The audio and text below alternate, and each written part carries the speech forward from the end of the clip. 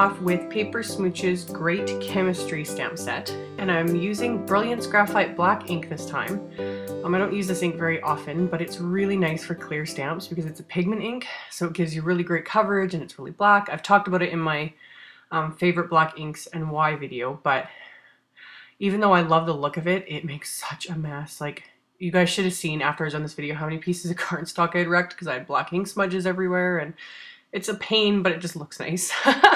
So I stamped the little chemistry professor onto some white cardstock, and then one of the, it's a beaker jar, right? Sorry, my brain's like totally stopped now. Anyway, stamp that too, and then you have to use your heat tool to set the ink or else let it dry basically for an entire day. It takes forever to dry. So you have to make sure the ink is heat set or just really, really dry before coloring with Copic markers. So once I made sure the ink was dry, I pulled out my Copics and started coloring his skin, and you notice even though the ink has been heat set and dried, I still try and avoid the lines as much as possible because just the littlest tiny dab of black ink that isn't dry ends up smearing, and then you ruin the whole image. So another reason why I don't use this ink very often, but I do love the look of it. So as always, like the skin is where I start. I started with the lightest, worked my way to the darkest, blended out the darker two, and then blended everything together with the lightest color. And then I went on to do his little lab coat and pants, and I decided to color them gray. So I started with my C1, and then I went in with my C3 in all the areas I wanted darker, and then finally I added C5 as my darkest.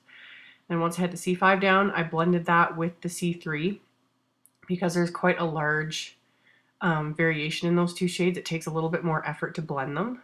But once they're blended, I went back in with my C1 and blended everything together again.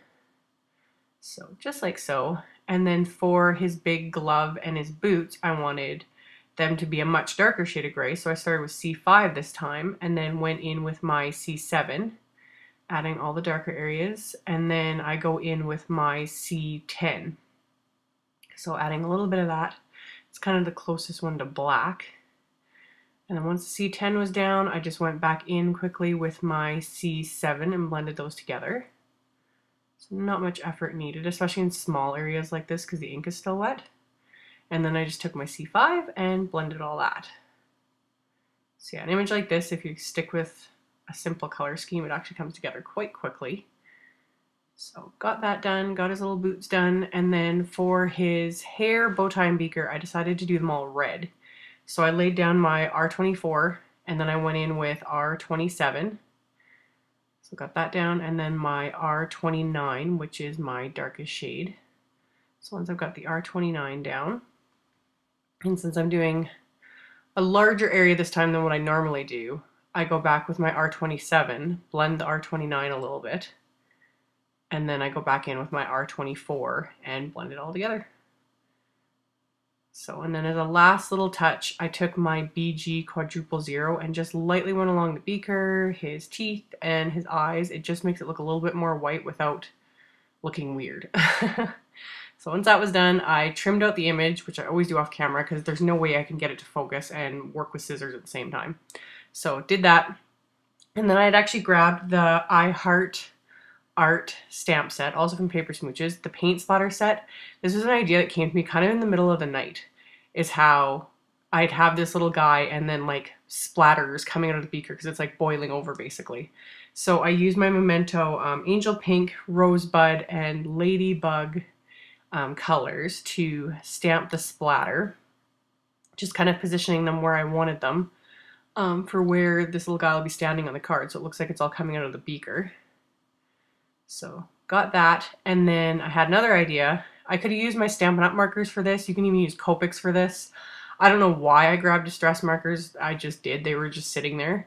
So I used them in my Stampin' Up! Color Spritzer tool, which I've done videos on before. You would have to look on my channel. They're quite old, I think. But you could also use ink refills and a toothbrush, or just skip a step altogether. I don't know. I wanted just the splatter effect.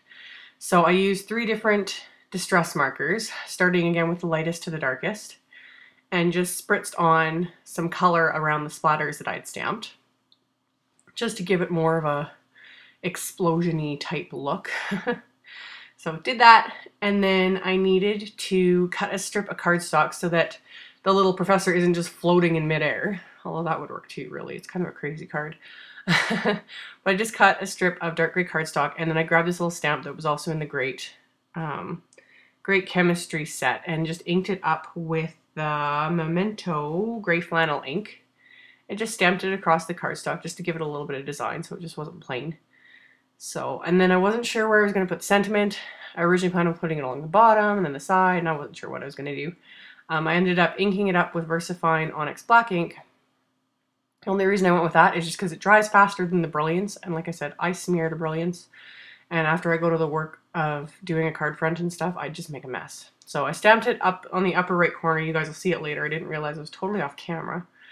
And then I adhered the little strip of gray cardstock. All the little heart punches were actually just scraps of cardstock and my Martha Stewart punch.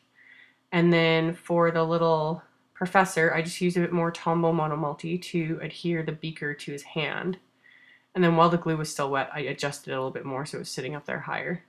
And then I wasn't sure if I was going to glue them flat, but then I decided to pop them up on dimensionals just to give it a little something extra. So using just little pieces of dimensionals for his legs, and then full-size ones for his body. Got those all peeled off and got him into place. And then, yeah, the hearts were just another idea that kind of had came to me when I was thinking about this card. Since it's like a Valentine love card, I thought, yeah, the hearts would be kind of coming out along with all like the splatters and explosions. So I just adhered the random hearts with my Tombow Monomulti. Then that was it for the card front. So then I chose another piece of white cardstock for my card base, scored it in the middle, and then used my ATG adhesive on the card front, as always. Just kind of wanting to keep everything just clean and white so that the main image just pops right off there. So adhered that, and then went on to the inside of the card, which I kept super simple. I just cut another strip of the gray cardstock and stamped it just like I did on the front. So just for a bit of continuity. So did that, and then I'm going to adhere that to the inside of the card, again just using Tombow Monomulti. Once I've got that adhered, I chose another sentiment from the Great Chemistry set, and again inked it up with the VersaFine Onyx Black ink. And again, this one just kind of cracked me up, this sentiment, because I thought that was kind of appropriate for, you know, Valentine's card, like something you'd give to your partner. So did that, and then since those little hearts were all just sitting there, I decided to adhere them all just randomly on the inside of the card. And then last minute kind of addition, I took my fruit punch stickles and glammed up the little potion and the hearts and added a few little splatters while I was at it just for fun. So I hope you guys enjoyed watching this, and as always there'll be a link below to my blog post with links to all the supplies used, and I will see you guys in the next video. Thanks for watching. Bye!